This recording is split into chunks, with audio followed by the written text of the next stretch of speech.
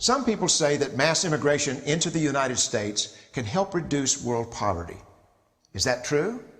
Well, no, it's not. And let me show you why. This gumball represents the 1 million legal immigrants that the United States has taken every year on average since 1990. In Africa alone, there are 650 million people who make less than $2 a day. 650 million. And in India, another 890 million people, desperately poor. China adds another 480 million people, making less than $2 a day. And unfortunately, the rest of Asia has a heartbreaking 810 million people who the World Bank says make less than $2 a day. And finally, there's 105 million of Latin America's population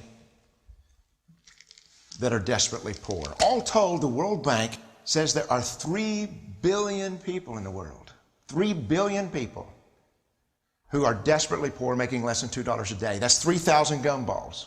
And every year, we take 1 million and suggest that we've somehow made a humanitarian difference.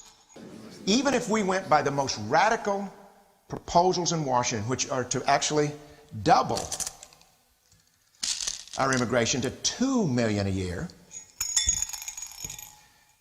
which would totally overwhelm our physical, natural, and social infrastructures, we couldn't make a noticeable difference. And we may be really hurting the impoverished people of the world, because the 1 million that we do take are among the most energetic, often the better educated. Last year, when we took 1 million immigrants, these countries added, births over deaths, 80 million more people into the impoverished populations. And this year, Congress is bringing in 1 million legal immigrants.